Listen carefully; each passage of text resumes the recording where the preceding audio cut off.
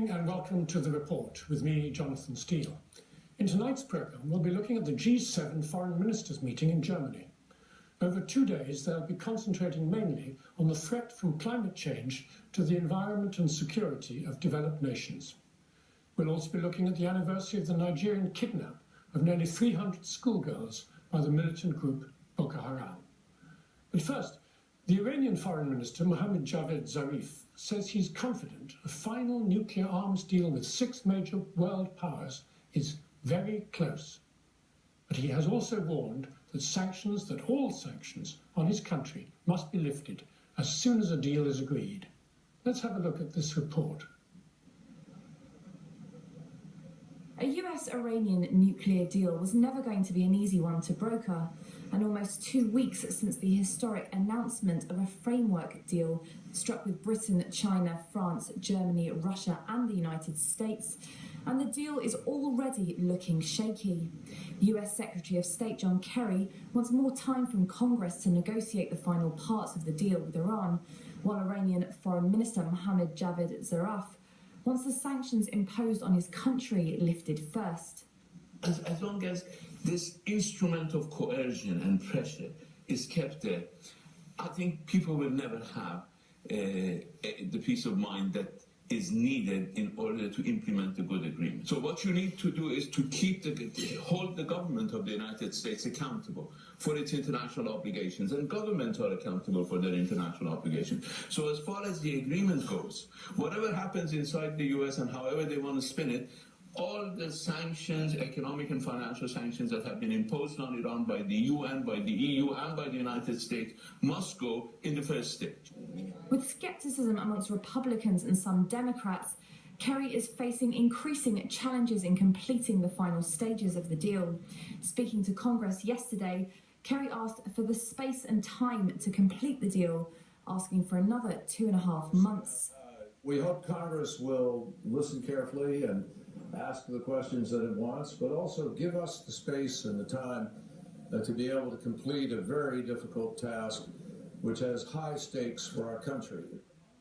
A final deal is due by June the 30th. Joining me now on Skype to discuss this is Yassamine Mather, chair at Hands Off the People of Iran. Well, Yassamine, the Americans say that sanctions have to be lifted very gradually in a phased program. The Iranians want them all to be lifted as soon as a nuclear deal is agreed. I mean, why are the Americans being so cautious? The argument put forward is that after each step, i.e. closure of Fargo, for example, the change in the nature of the reactor in some of the plants, the destruction of various centrifuges, step by step, some of these sanctions will be removed.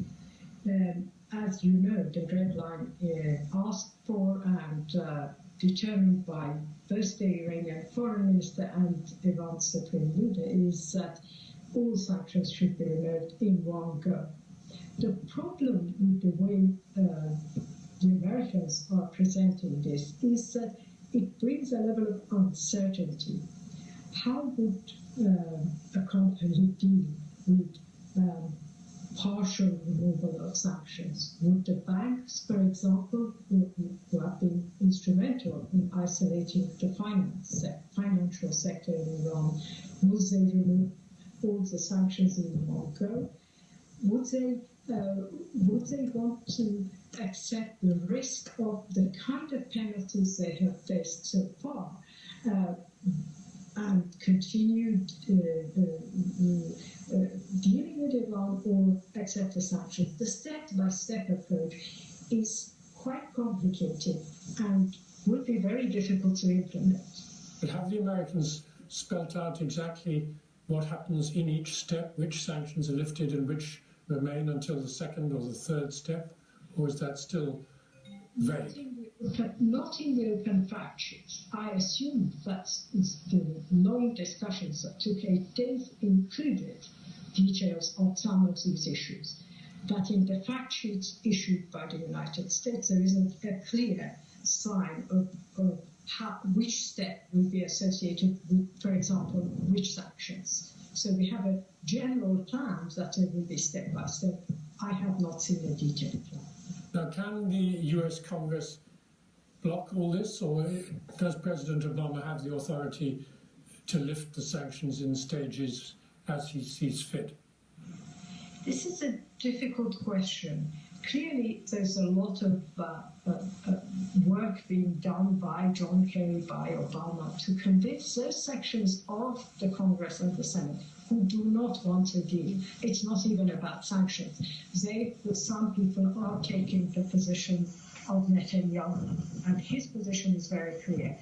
Even if Iran complies with all the stipulated measures, there should be no lifting of sanctions, i.e. there should be no deal. So that's one step that I think the Obama administration is taking to reduce the opposition. He has the possibility of using his veto, but only if less than 2/3 of the two houses don't oppose his motions, the current proposal. We are talking of very difficult 3 months where all of these issues will come in the forefront of discussions, not only in Washington, but also in Tehran. Now, the Russians are part of the six-power group which helped to negotiate this latest deal in Lausanne, but they have announced that they're going to start delivering these missiles, which they agreed initially to block as part of the UN arms embargo on Iran some years ago. So doesn't that mean that sanctions are already being lifted even before there's an agreement? This will help, or presumably help Iran's policies in terms of its ambitions in the region, something that really doesn't affect the Iranian people, and most people distance themselves from some of those policies in any case. The problem for the majority of the population are sanctions that are affecting food prices, medication, surgical equipment, basic goods. And most of those are to do with the European Union or the United States, or countries that are within the sphere of influence of the United States and EU. And therefore, it is those sanctions that are problematic for Iran. In addition to this, are sanctions from banks, and that has crippled the economy. The rate of the Iranian currency constantly dropped in the last few years. And even now, even since the deal, it has picked up a little bit, but uncertainty remains an issue for that. So all of those are dependent on what the United States and the European Union will decide. And it is because of that that the Russian sale of arms might satisfy sections of the Revolutionary Guards and the military forces. It hardly affects ordinary people. But there was tremendous outpouring of excitement and enthusiasm in Tehran when the Lausanne Agreement was announced recently. I mean, do you think that, in fact, this is a bit premature, that it's still quite possible there will be no final deal and the talks will collapse? Let me make it clear that I think the outpouring of sentiments was mainly frustration with sanctions, hope for better economic conditions. I don't think the majority of the people who were on the streets were necessarily supporters of this government or Zarif or the deal as such. It was there is serious economic hardship. People on the street were celebrating the hopes that that might be reduced. As you said, it could be very premature. We know that the Supreme Leader has very clear opinions about how the final stages of this deal will go ahead. And therefore, there's a lot of risk that Iran might not sign the final deal. But we also know that Netanyahu is determined to jeopardize this deal, and he has allies in the Congress, in the Senate, and also amongst some of the European countries, including France. Well, thank you for that. I'm afraid that's all we have time for in this part of the program.